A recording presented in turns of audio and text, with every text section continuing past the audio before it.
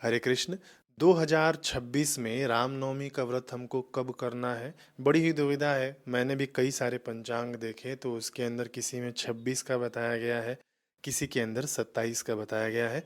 लेकिन मैं वीडियो की शुरुआत में ही आपको बता दूं कि ना, जो भी पंचांगों का निर्माण होता है वह शास्त्र के आधार पर होता है, ठीक है।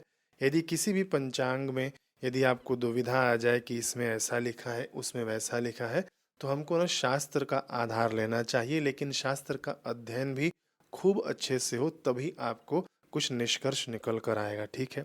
तो कई में मैंने 26 को देखा, कई में हमने 27 को देखा हुआ है। तो आइए हम लोग शुरू करते हैं शास्त्र के आधार पर कि हमको रामनवमी कब रखना है। इस वीडियो के माध्यम से आपको पूरा सुनिश्चित हो जाएगा कि आपको व्रत उपवास कब रखना है। देखिए, अगस्त्य संहिता में आता है कि नवमी चाष्टमी विद्या त्याज्या विष्णु परायण उपोषणम नवम्याम च दशम्याम चैव पारणम। इसका अर्थ होता है नवमी चाष्टमी विद्या, यानी जो भी नवमी अष्टमी से युक्त हो उसका त्याग कर देना चाहिए। और अगले दिन है ना, आपको व्रत उपवास करना चाहिए। वह दशमी से लगी हुई नवमी हो तो भी उसके अंदर आपको व्रत उपवास करना चाहिए। और आपको व्रत उपवास भी दशमी तिथि के अंदर ही खोलना चाहिए, ठीक है। तो देखिए, 26 तारीख को अष्टमी और नवमी साथ में है, तो अगस्त संहिता के हिसाब से 26 तारीख वाली जो व्रत उपवास का दिन माना गया है रामनवमी का, इससे खंडित होता है, ठीक है। फिर आगे शास्त्र कहते हैं कि अष्टमी विद्या सरीक्षापि नोपोष्येति माधव। माधव का मत है कि अष्टमी विद्या नवमी तिथि पुनर्वसु नक्षत्र के साथ भी क्यों ना हो तो भी उसका त्याग कर देना चाहिए। यानी अष्टमी नवमी एक साथ रहे ना, तो उसके अंदर रामनवमी वाला व्रत आपको नहीं करना है, ये कहने का अभिप्राय है, ठीक है। यदि पुनर्वसु नक्षत्र हो उसके अंदर तो भी नहीं करे व्रत। ऐसे ही माधवीय में अगस्त संहिता का वचन है कि विष्णु परायण भक्तगण अष्टमी तिथि से विद्या नवमी तिथि का त्याग करे, उपवास नवमी तिथि में करे और पारण दशमी तिथि में ही करे। तो इन सभी शास्त्रों के प्रमाण से ये सिद्ध होता है कि 26 तारीख को हमको व्रत उपवास नहीं करना है। क्योंकि देखिए, 26 तारीख को अष्टमी रहेगी 11:48 तक, है ना, सुबह के। फिर उसके बाद ना नवमी शुरू हो जाएगी। तो अष्टमी और नवमी 26 तारीख को हमको मिल रहा है, तो शास्त्र प्रमाण के अनुसार उसका हमको व्रत उपवास नहीं करना है। और देखिए, नवमी तिथि ना 27 तारीख को है। लेकिन आपके मन में ये प्रश्न उठेगा कि महाराज, 26 तारीख को हम लोग यदि व्रत उपवास नहीं करते हैं तो 27 तारीख को सुबह में 10 बजे ही नवमी खत्म हो जा रही है। तो हमको राम जन्म तो दोपहर में करवाना है, तो क्या हमको इसके अंदर व्रत उपवास करना चाहिए या नहीं करना चाहिए। आकाशी पंचांग के अनुसार ये नवमी तिथि ना 12 बजे के आसपास खत्म हो रही है, ठीक है। तो इसका उत्तर शास्त्र दे रहे हैं कि अष्टमी विद्या निषेधात अतः पूर्वेद्यु सकल मध्यान व्यापिनीमपि त्यक्त्वा मध्यानक देश व्यापिन्यपि परैव ग्राह्य। इसका अर्थ है कि अष्टमी तिथि से मिली हुई नवमी को व्रत करने की तो मनाही है, जो अभी हम लोगों ने सुन लिया। इसलिए यदि पहले दिन नवमी पूरे दोपहर भर भी रहे, यानी 26 तारीख को नवमी दोपहर भर रहे पूरा, तो भी अष्टमी से जुड़ी हुई हो तो उसको भी छोड़कर अगले दिन वाली नवमी का व्रत उपवास करना चाहिए, भले ही वह दूसरे दिन दोपहर में केवल कुछ ही हिस्सों में रहे। तो 27 तारीख को 10 बजे तक, कहीं कहीं के पंचांगों में 12 बजे तक नवमी दिया गया है, तो भी इस शास्त्र प्रमाण के अनुसार 27 तारीख को ही आपको व्रत उपवास करना है। केचित् अष्टमी विद्या मध्यावापिनी पुनर्वसु युतामपि त्यक्त्वा परिद्युस्त्री मुहूर्तापि नवमी सर्वम रप्यपोष्या। इसका अर्थ है कि कुछ विद्वानों का मानना है कि अष्टमी से मिली हुई नवमी को छोड़ देना चाहिए, भले ही वह दोपहर में हो और उसमें पुनर्वसु नक्षत्र भी हो।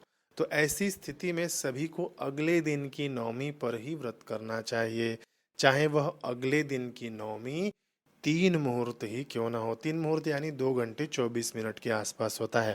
तो देखिए, 27 तारीख को नवमी यदि 2 घंटे 24 मिनट भी रहती है ना, तो भी आपको इसके अंदर व्रत उपवास कर लेना है। तो सभी जगह के पंचांगों को देखने के बाद ये पता लगता है कि 27 तारीख को जो नवमी है ये 2.5 घंटे से ज़्यादा है। तो 27 तारीख को ही व्रत उपवास करने का विधान है। तो महाराज अलग अलग पंचांगों में किसी में 26 दिया है, किसी में 27 दिया है, इसका क्या अभिप्राय है? तो देखिए यहाँ पर ना अभिप्राय आता है स्मारत और भागवत का। ठीक है, स्मारत में आप यदि रहते हैं तो उसके अंदर ऐसा विधान है कि आप जो स्मारत वाली एकादशी करते हैं तो उसमें आप पारण नहीं करेंगे। ये लंबा चौड़ा गणित है। तो स्मारतों के लिए 26 का व्रत बताया गया है रामनवमी वाला, और भागवत के लिए 27 का बताया गया है। लेकिन मैं कहूँगा कि महाराज यदि आप लोग विष्णु परायण हैं, यदि आप लोग भक्त हैं, तो आप अपने आप को भागवत धर्म का ही मानिए और 27 तारीख को ही व्रत उपवास करिए आप लोग। तो महाराज पारण कब करना है? पारण आपको ना दशमी तिथि के रहते रहते आपको पारण कर लेना है। देखिए 28 तारीख को लगभग 9 बजे के आसपास से एकादशी शुरू हो जाएगी, है ना। 29 को व्रत है एकादशी का, लेकिन 28 तारीख में आपको दशमी तिथि के अंदर पारण कर लेना है। यानी लगभग लगभग 9 बजे के आसपास तक आप लोग रामनवमी के व्रत का पारण कर लेना। रामनवमी का व्रत इदम व्रतम नित्यम काम्यम च, इसका व्रत न हर प्रकार से अनिवार्य रूप माना गया है। यह मनोकामना की पूर्ति कराने वाला माना गया है, इसीलिए इसको सभी को करना चाहिए। अब प्रश्न ये उठता है कि महाराज हमने सुना है कि राम जी का जब हमने जन्म करा दिया उसके बाद हम लोग भोजन कर सकते हैं। नहीं नहीं, इस भ्रांति में आप लोग नहीं रहना। राम जी का जन्म होने के बाद भी यदि आपको व्रत उपवास करना है, केवल फलाहार ले सकते हैं, उपवास का ही व्यंजन आप लोग ले सकते हैं। ऐसा नहीं कि आप लोग अन्न खा लेना। धर्म सिंधु में ये वर्णन मिलता है। राघव से प्रार्थना है, राम जी से प्रार्थना है कि हे राघव, मैं आज नवमी के दिन 8 प्रहर यानी 24 घंटे उपवास करूंगा। तो आपका व्रत उपवास 27 तारीख के सूर्योदय से शुरू होगा, केवल रामनवमी की मैं बात कर रहा हूँ, और 28 तारीख का जब तक सूर्योदय नहीं होता है तब तक आपका व्रत उपवास ही माना जाएगा। तो इसके अंदर सावधानी पूर्वक अन्न नहीं लेना चाहिए। और इसके आगे प्रार्थना है कि हे हरि, आप इससे मुझ पर प्रसन्न हो और मुझे संसार के जन्म मरण के चक्कर से बचाएं। तो 24 घंटे का व्रत होता है, एक दिन का व्रत होता है। ऐसे नहीं कि जन्म के बाद आप लोग भोजन कर लेना, ऐसे मत करना। ठीक है, फिर आगे हमको शास्त्र बता रहे हैं कि शोपचारे श्री राम पूजाम करिष्ये इति संकल्प, यानी ये संकल्प लेना चाहिए कि हे प्रभु, मैं आपका षोडशोपचार से पूजन करूंगा। ठीक है, तो पूजन कैसे करना है? पूजन ना पुरुष सूक्त के माध्यम से किया जाता है, और भी मंत्र, वैदिक मंत्र और पौराणिक मंत्र मिलाकर मैंने एक खूब व्यवस्थित पूजन बनाया हुआ है। ठीक है, वो मैं अभी शूट करूंगा, उसके बाद अपलोड कर दूंगा। जरूर आप लोग वो पूजन कर लेना। पूजन का समय भी मैं आपको बता देता हूँ। पूजन आपको करना है 27 तारीख को सुबह 11:13 से लेकर दोपहर के 1:41 के पहले पहले, है ना, इसी बीच में आप लोग पूजन कर लेना। और ना मुझे संतुष्टि है कि जो भी मैं पूजन बना रहा हूँ अभी अभी आप लोग नहीं देख रहे हैं, लेकिन भविष्य में आपको पता चलेगा कि जो भी पूजन मैंने यहाँ पर बनाया है, चैनल पर डाला है ना, मंत्र के माध्यम से हम लोगों ने पूजन किया है। इससे आपके जीवन में बदलाव होगा ही। ऐसे नहीं कि सामान उठाकर रख दिया।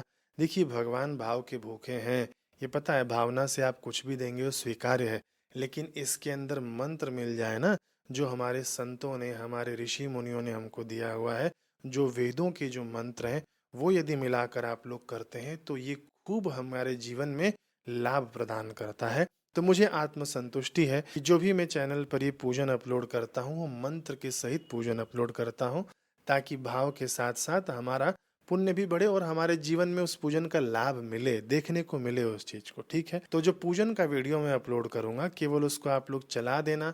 मंत्र वहां से पढ़ा जाएगा, बताया जाएगा कि ऐसे करिए ऐसे करिए, साथ में आप लोग करते जाना।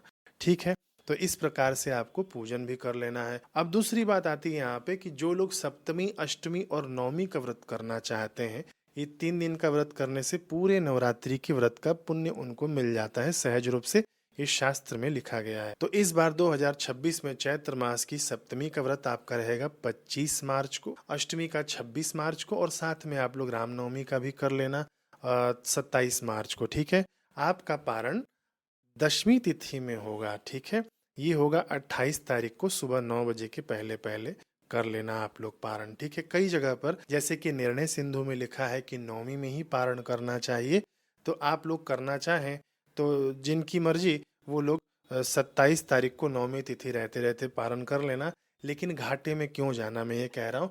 आप ना सीधा नवमी वाला जो रामनवमी वाला व्रत है कंटिन्यू कर लेना, है ना। सीधा आप लोग 28 को ही पारण करना।